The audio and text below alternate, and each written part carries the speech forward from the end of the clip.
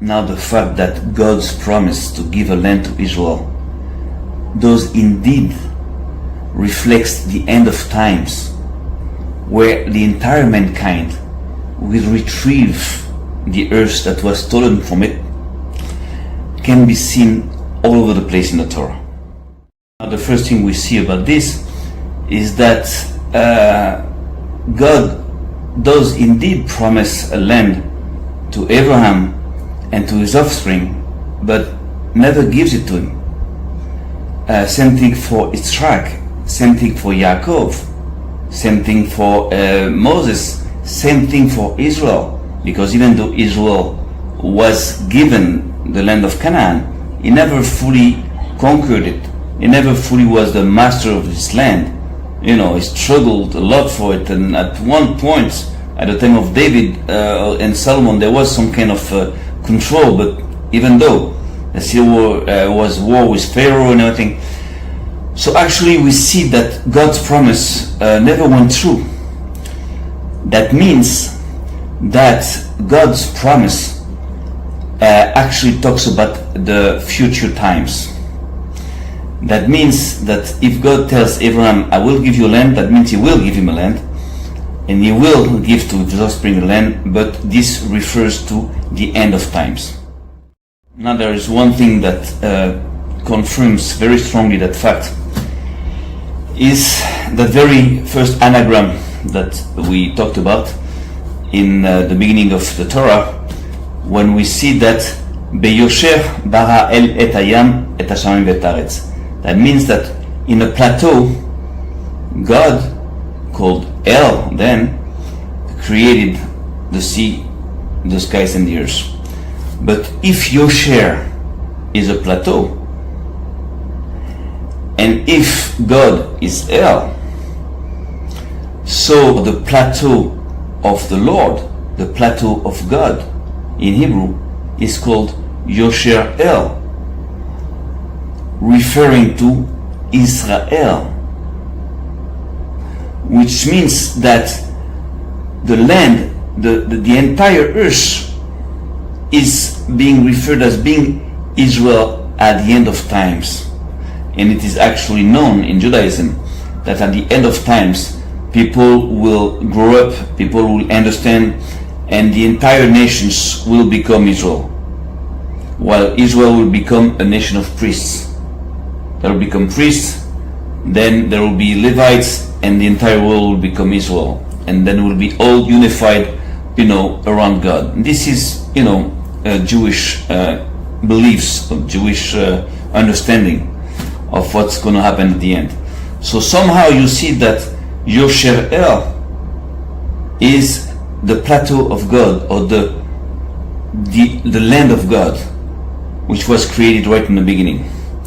So this confirms that in fact the land that will be retrieved for the entire mankind, not just for the people of Israel, but for the entire mankind, will be a wide land, a fat land, a good land for everybody to live in peace, by recognizing that God is actually the mastermind of this whole creation, and this is what should happen at the end of times. So this is being confirmed by this.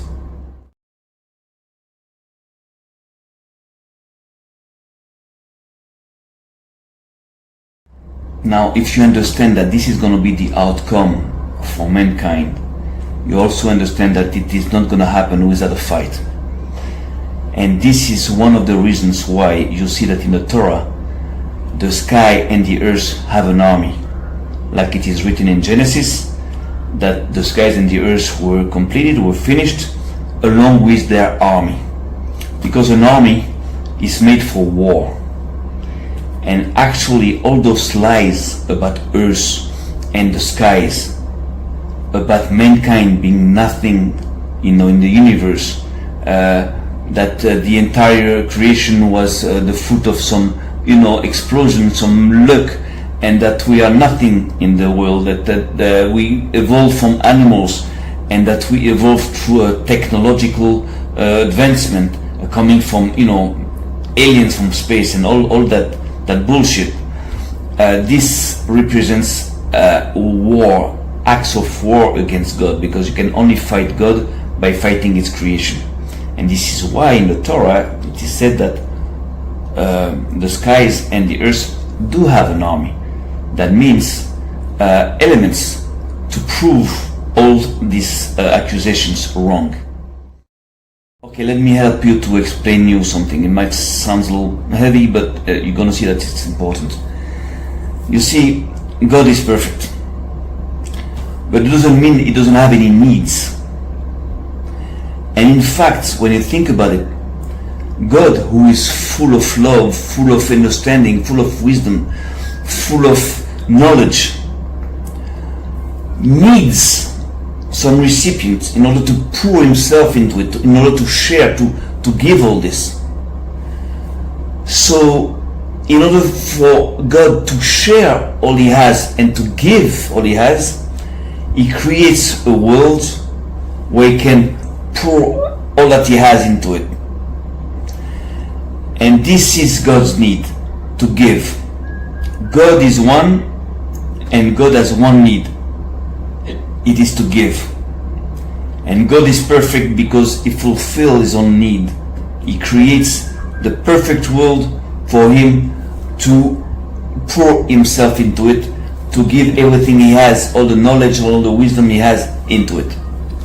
Now, if you understand this, you understand that the only way for people to fight God is actually to fight His own creation, to corrupt the world so much up to the point that God will not be able to pour Himself into it anymore, and that will draw a God to destroy His own creation.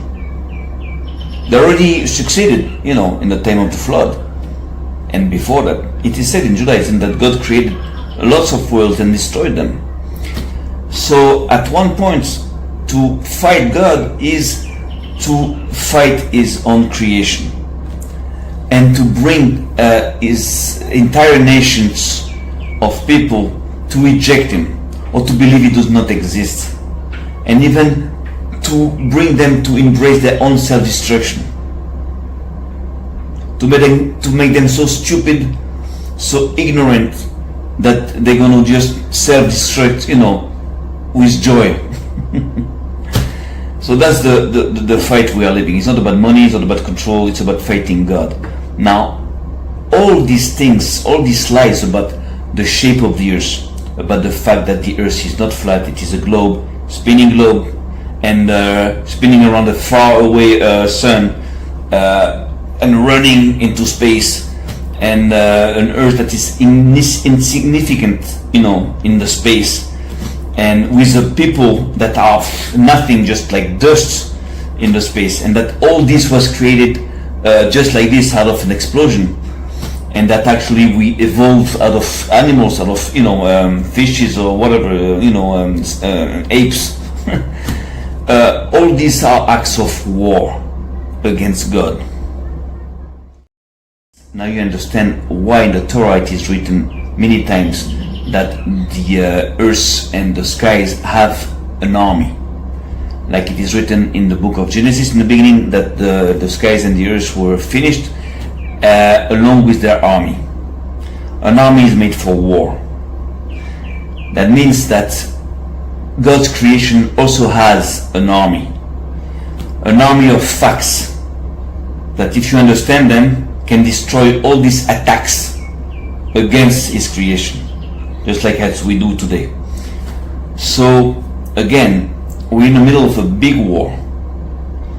The people that are spending trillions of dollars to make believe that space shuttles can go to Mars and all this, they don't do it just like this. They don't spend so much money and efforts for nothing. This is a very, very serious war. So just to tell you that flat Earth theory, that flat Earth idea, is not just like some kind of sickness or conspiracy madness, but it's the real deal. This is not about just the shape of the earth, it's about a war, and we are right in the middle of that war, and you don't even know to what point are we involved into that war and how important it is.